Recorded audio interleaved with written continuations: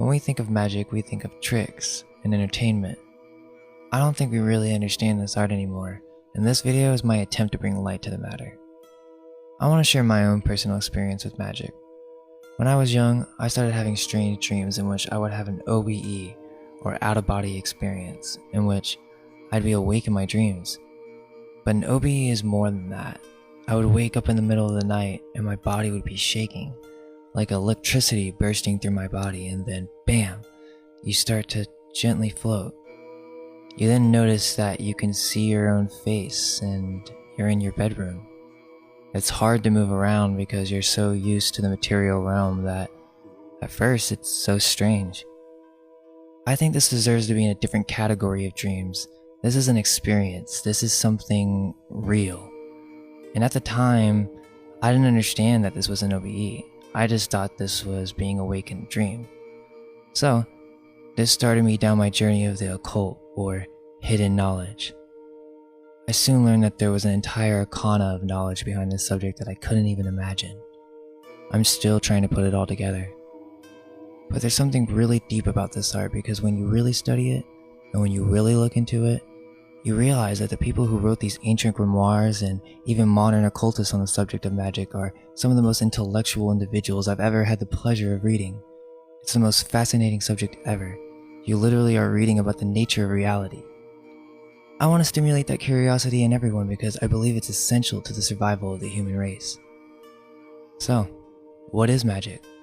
There's been many different definitions, but most modern ones being Aleister Crowley's and Dion Fortune's. Magic is the science and art of causing change to occur in conformity with will. It's the process from mind to matter, to think, and to make it so. I think the only trouble of understanding magic comes when speaking to the mind who believes in the cosmology of randomness. You see, modern science wants you to believe that everything is random. The universe randomly came to be, and then somehow consciousness randomly came to be after matter was created.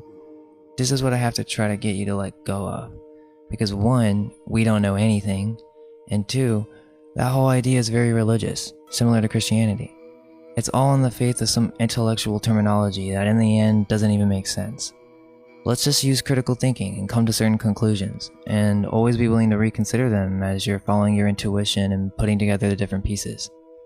From my journey in research, it seems very clear that the universe is a conscious creation with randomness involved, even to the idea of fractals and it going down to the macro universe.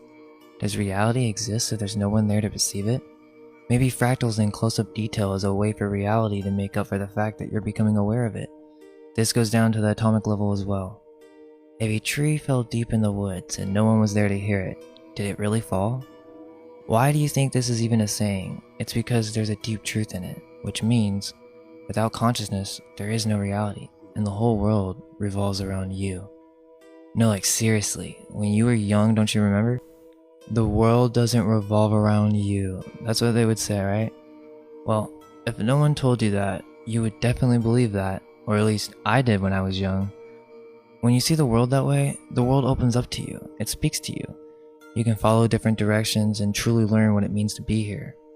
How could you ever do that with our modern cosmology of science today? I've met so many people that are atheists or just don't care type of attitudes, and it's all because subconsciously they think they know it all.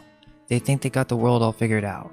Well, honestly, I'm tired of it, and we need more intellectuals who are creative and have the ability to explore ideas that are not based on the norm.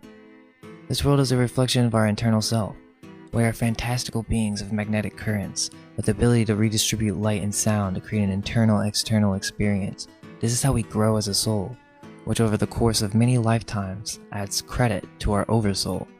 This oversoul serves as the basis of intuition, magical insight, and the power over the physical realm. We literally create our reality, and we're doing it every second, with every thought. Reality is like a bubble that forms around the individual ego, and when you interact with another consciousness, you're forming a bridge in which multiple realities are being created. Your reality, their reality, and a shared reality. It's so complex, and I'm simplifying it right now, but this really could just be beyond our comprehension. The whole idea that our thoughts are private is false. We have lost the knowledge of our true identities. We are magicians, magnetizers, We influence reality with our emotions, our beliefs, and our thoughts. Our morality and our character dictate our magnetism, and that's why great men of leadership have always had a magnetic influence. In the modern day, we know of the law of attraction, but this is a new age rendition of an older idea, which is that reality and mind are integrated. Mind came before matter, and this is what science fails to acknowledge. I believe in the past, reality was different. It was more dreamlike. Think about it. What are dreams? No one really knows. Of course, the know-it-alls are going to say it's a simulation of different chemicals in the brain, but that's not satisfactory enough. I think the biggest point against that is extreme intelligence in dream characters.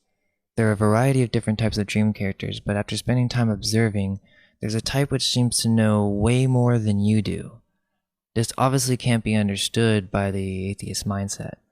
Seriously, it kind of bothers me because in college I had a roommate who really thought all this stuff was nonsense, and get this, he didn't even dream. He said, yeah, I don't dream, and I was trying to convince him that he doesn't remember his dreams or he isn't aware of them. But some people are willing to accept that they just don't dream. It's sad because this is how much we've forgotten. I think with the new mainstream view on magic and its dramatization with Satanism, it all looks like cultist insanity. But trust me, that's not what I'm talking about. There's something so much deeper, artistic, and ancient that really used to be an integral part of the human race, and now we've forgotten about it. May we channel Thoth and remember who showed the human race how to do magic, or how to speak, or how to translate thought into material reality in the most efficient, thoughtless, automatic process as possible. That's the meaning behind spell or spelling of a word. Words are magic.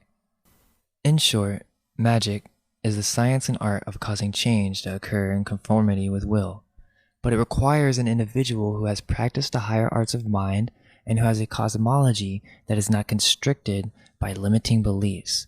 Meaning, the modern man of science could never perform magic in a ritual sense. Of course, there's an automatic, natural magic that every individual does on an unconscious basis, but nonetheless, they can never really explore the possibilities of magic when it comes to the astral realm, elemental forms and influence of reality, sigils, and really indirect conscious manipulation of reality. That's what I'm getting to here. It's time to change our overall perception as a collective, because I honestly believe this influences reality in a magical way. In the past, we weren't all such know-it-alls. This allowed room for what we call now delusion, which of course I know it exists, but in unstable people who, when their souls and morality are not correct in magnetization, can easily fall into hysteria when believing such mystical beliefs and cosmologies. But the thing is, not everyone in the past was delusional. Like some serious intellectuals believed in this stuff.